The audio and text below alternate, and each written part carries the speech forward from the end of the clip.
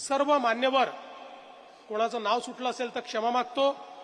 आणि या ठिकाणी भारताच्या विविध राज्यातनं आणि विशेषतः महाराष्ट्रातनं आलेल्या सर्व माझ्या ओबीसी भगिनी आणि बंधूंनो, मी सर्वप्रथम या 10व्या राष्ट्रीय परिषदेच्या आपल्या सर्वांना अतिशय मनपूर्वक शुभेच्छा देतो।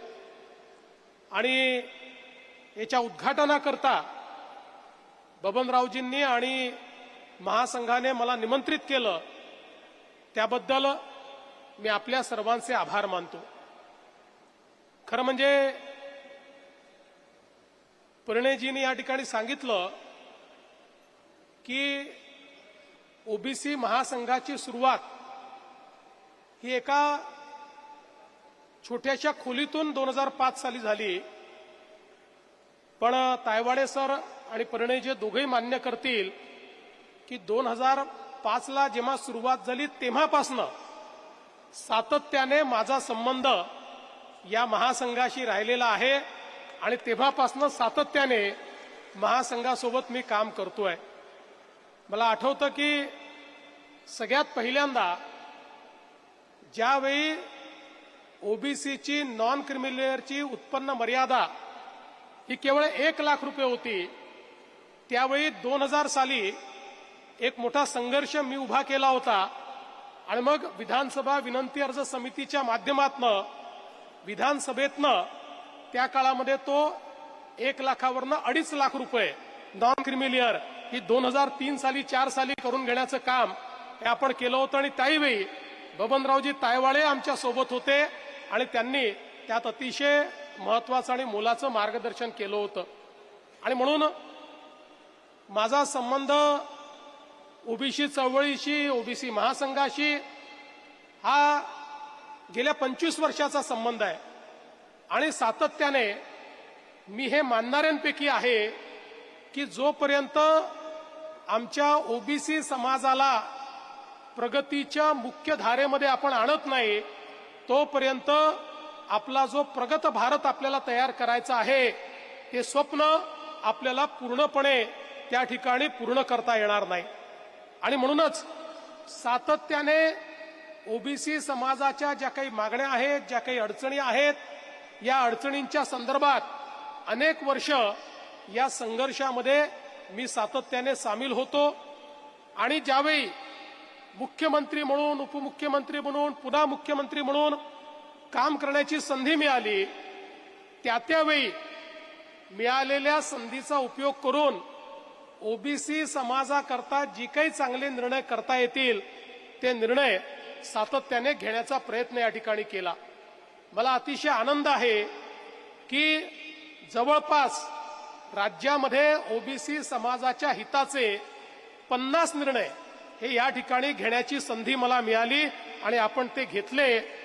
आणि या सगळ्या प्रक्रियेत जरी निर्णय घेण्याचं श्रेय आमचं असेल, पण हे निर्णय करून घेण्याचं श्रेय जर कोणाचं असेल तर ते राष्ट्रीय ओबीसी महासंघाचं श्रेय आहे।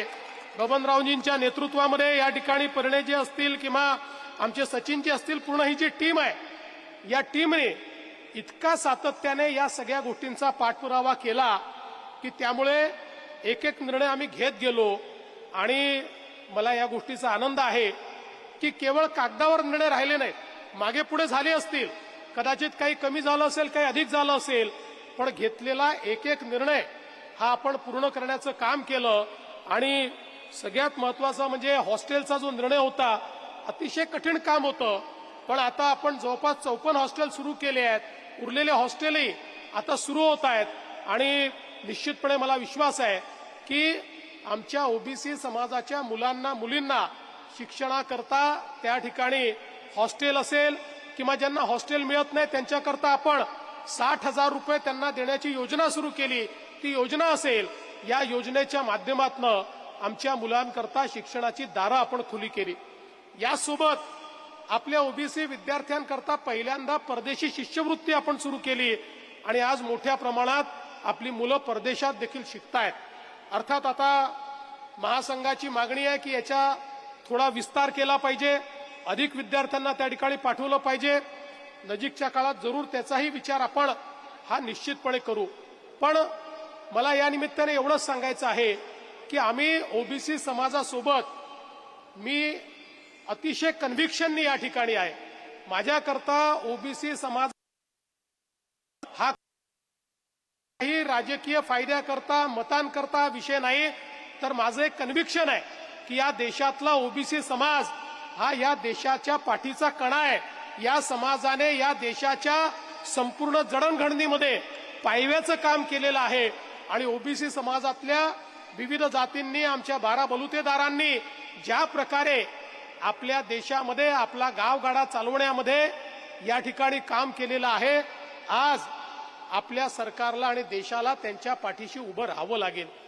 आणि म्हणूनच मला याही गोष्टीचा आनंद आहे की देशाचे प्रधानमंत्री माननीय नरेंद्र मोदीजी, खरं म्हणजे प्रधानमंत्र्यांना कुठली जात नसते, ते कुठल्या एका समाजाचे नसतात, पण हाही विलक्षण योगायोग आहे की आज गेले 11 वर्ष या देशाचं नेतृत्व करणारे प्रधानमंत्री हेही ओबीसी आहेत आणि या देशाला जगातली 4थी सर्वात मोठी अर्थव्यवस्था बनवून दाखवण्याचं कार्य या ओबीसी प्रधानमंत्र्यांनीच करून दाखवलेलं आहे. हे देखील मला असं वाटतं अत्यंत महत्वाचं आहे. आणि म्हणूनच ओबीसी समाजाच्या संवेदना समजून घेत मोदीजींनी जातनिहाय जनगणनेचा विषय असेल तो पूर्ण केला. इतके वर्ष आमच्या ओबीसी आयोगाला संविधानातच स्थान नव्हतं, त्याला संवैधानिक करून सगळे संवैधानिक अधिकार प्रदान करण्याचं काम हे मोदीजींनी केलं. आमच्या मुलांना केंद्र सरकारच्या आरक्षणामध्ये त्या ठिकाणी डॉक्टर होण्याकरता आरक्षण मिळत नव्हतं, ते आरक्षण मिळवून देण्याचं काम मोदीजींनी केलं. वेगवेगळ्या ठिकाणचे 7 असे महत्वाचे निर्णय आहेत की जे मोदीजींनी या ठिकाणी घेतले आणि त्यामुळे आपल्या राष्ट्रीय स्तरावर ओबीसीचा बोलबाला झालेला आपल्याला पाहायला मिळाला. आणि एवढंच नाही तर स्वातंत्र्योत्तर काळामध्ये सर्वाधिक ओबीसी मंत्री असलेलं मंत्रिमंडळ हे मोदीजींनी स्थापन केलं आणि पूर्ण देशातल्या ओबीसी समाजाला आपल्या मंत्रिमंडळामध्ये स्थान देण्याचं काम त्यांनी केलं. आणि म्हणून मला या निमित्ताने हेच सांगायचं आहे की या समाजाच्या प्रती आमचं कमिटमेंट आहे. खरं तर अनेक वेळा आपल्याला माहिती आहे की माझ्यावर ओबीसी समाजाकरता बोललो म्हणून टोकाची टीका झाली, मला टार्गेटही केलं, पण मी सगळ्या समाजाचा विचार केला, मी कुठल्या एका समाजाचा विचार केला नाही. पण त्याच वेळी जर ओबीसी समाजाला एखाद्या गोष्टीची आवश्यकता आहे तर त्या गोष्टीचं प्रतिपादन करणं, त्या गोष्टीचा निर्णय घेणं हे कधीच मी चुकीचं मानत नाही. त्यामुळे मला कितीही टार्गेट केलं तरीही ओबीसी समाजाच्या हक्कांकरता मी त्या ठिकाणी लढत राहणारच आहे. मी कधीही ती लढाई थांबू देणार नाही. खरं म्हणजे आपल्याकडे अलीकडच्या काळामध्ये एखाद्या समाजाकरता लढतोय म्हटलं म्हणजे दुसऱ्या समाजाच्या विरोधात अशा प्रकारचं जे काही एक चित्र तयार करण्याचा प्रयत्न होतोय, हे चित्र देखील अतिशय चुकीचं आहे. उलट मला तर या गोष्टीचा आनंद आहे की आज मी मुख्यमंत्री आहे. याचं कारण ओबीसी समाजासहित सगळ्या समाजांनी आम्हाला आशीर्वाद दिला, म्हणूनच या ठिकाणी आपण या पदापर्यंत पोहोचू शकलो. आणि म्हणूनच या समाजाचं उतराई होणं, या प्रत्येक समाजापर्यंत विकास पोचला पाहिजे. या ठिकाणी आमचा दलित समाज असो, आदिवासी समाज असो, ओबीसी समाज असो, मराठा समाज असो, धनगर समाज असो, सगळ्या समाजाचं कल्याण आपल्याला कसं करता येईल हा प्रयत्न आपला आहे. आणि म्हणूनच मला याही गोष्टीचा आनंद आहे की आपल्या ओबीसी समाजाचं राजकीय आरक्षण जे 2020 साली कोर्टाने काढून घेतलं, 2022 साली ते खंडित स्वरूपात आपल्याला प्राप्त झालं होतं, पण आपण त्याची लढाई सर्वोच्च न्यायालयात लढलो. आणि मला सांगताना आनंद वाटतो की सर्वोच्च न्यायालयाने आपलं म्हणणं मान्य केलं आणि संपूर्ण 27% ओबीसीचं आरक्षण हे महानगरपालिका, नगरपालिका, नगरपंचायती, जिल्हा परिषद आणि ग्रामपंचायतमध्ये परत करण्याचं काम हे माननीय सर्वोच्च न्यायालयाने केलं. काही नतद्रष्ट लोक त्याच्या विरुद्ध पुन्हा कोर्टात गेले आणि कोर्टाला त्यांनी सांगितलंय चुकीचं होत आहे, हे तुम्ही करू नका. पण माननीय सर्वोच्च न्यायालयाचे मी आभार मानतो. परवा त्यांनी ती पिटिशन त्या ठिकाणी डिसमिस केली आणि सांगितलं ओबीसीला पूर्ण 27% आरक्षण हे या ठिकाणी मिळेल. आणि मला असं वाटतं एक महत्वाचा निर्णय हा आपण या निमित्ताने करू शकलो. आणि म्हणून आज मी पुन्हा एकदा आपल्याला हे आश्वस्त करण्याकरता आलोय. खरं म्हणजे मागच्या काळामध्ये आपण ज्या ज्या मागण्या केल्या त्या मागण्या पूर्ण करण्याचा प्रयत्न आपण केला. आता आज पुन्हा नवीन मागण्या आलेल्या आहेत. समाजाचं कार्य असंच असलं पाहिजे. समाजाचे नेते हे जर सॅटिस्फाय झाले तर समाजाचं कल्याण होत नाही. त्यामुळे एक मागणी मान्य झाली की दुसरी मागणी मानलीच पाहिजे. त्यामुळे आज पुन्हा एकदा बबनरावजींनी 76 मागण्या मांडलेल्या आहेत. या 76 मागण्यांपैकी मला असं वाटतं 24 मागण्या केंद्र सरकारच्या आहेत. त्या हंसराज भैयांच्या मार्फत आपण केंद्र सरकारकडे पाठवू. जवळपास 26-25 मागण्या राज्य सरकारच्या महाराष्ट्राच्या आहेत. त्याच्यावर मी काम करेन. मी तुम्हाला आश्वस्त करतो. तुम्हाला माहिती आहे यापूर्वी मी जितके वेळा सांगितलं मी त्या पूर्णही करतो आणि तुम्हाला कळवतो देखील आणि तुम्हाला सोबत घेऊन प्रत्येक वेळी पूर्ण करतो. त्यामुळे या 25 मागण्यांकरता मी असेन, आमचे शिंदे साहेब असतील, अजितदादा असतील, आम्ही तुम्हाला एक गोष्टीची या ठिकाणी शाश्वती देतो. 300 कोटी 400 कोटी तुम्ही काही चिंता करू नका. किती दिसतायत दर अधिवेशनात आम्ही पुरवणी मागण्यांच्या माध्यमातून पैसे देतो. त्यामुळे कुठेही ओबीसी समाजाकरता निधीची कमतरता आम्ही पडू देणार नाही. त्याला जे काही पैसे लागतील ते आपण निश्चितपणे त्या ठिकाणी देऊ आणि या मागणी आपण पूर्ण करू. आणि जवळपास 25 मागण्या या तुम्ही गोवा सरकारकरता देखील दिलेल्या आहेत. त्यामुळे गोव्याचे आमचे मुख्यमंत्री डॉक्टर प्रमोद सावंत हे अधिवेशन संपवून या ठिकाणी येणार आहेत. ते माझे मित्र देखील आहेत. त्यामुळे आपल्या वतीनं या मागण्या त्यांच्यापर्यंतही पोहोचवण्याचं काम आपला दूत म्हणून या ठिकाणी मी निश्चितपणे करेन.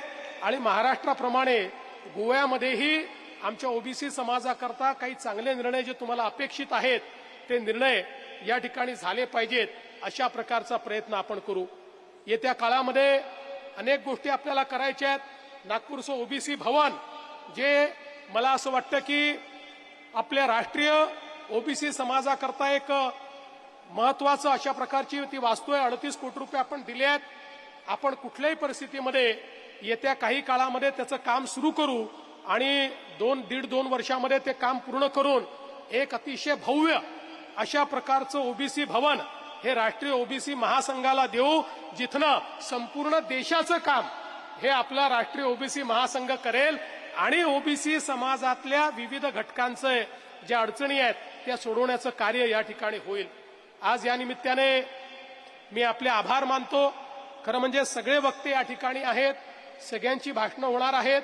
पण मला पुढच्या कार्यक्रमाकरता या ठिकाणी जायचं आहे आणि म्हणून मी पहिल्यांदा भाषण करण्याची आणि तसंही मला तुम्ही उद्घाटक म्हणून बोलवलंय त्यामुळे उद्घाटकाचं भाषण हे पहिलंच होतं आणि म्हणून मी या ठिकाणी या राष्ट्रीय ओबीसी महासंघाच्या 10व्या राष्ट्रीय परिषदेचं उद्घाटन झालं असं घोषित करतो. आणि मगाशी बोलताना बबनराव म्हणाले की आमच्या परिणय भाऊंना तुम्ही मंत्री बनवा. बबनराव लोक तर त्यांना मुख्यमंत्री समजतात. माझ्यासोबत ते राहत असल्यामुळे लोकांना माहिती आहे की मुख्यमंत्र्याची गुरुकिल्ली आहे याच्याकडे आणि तुम्ही त्याला डिमोशन करायला निघाले. पण जरूर त्यांचा भविष्यात चांगला विचार होईल. मी पुन्हा एकदा आपल्या सर्वांचं या ठिकाणी मनपूर्वक अभिनंदन करतो. आमचे सगळे सहकारी नागपूरचे या ठिकाणी उपस्थित आहेत त्यांचंही मी मनापासून धन्यवाद देतो. कारण आमच्या सगळ्या ओबीसी चळवळीत माझ्या सोबत राहिलेली सगळी मंडळी आहे त्यांचेही मनापासून आभार.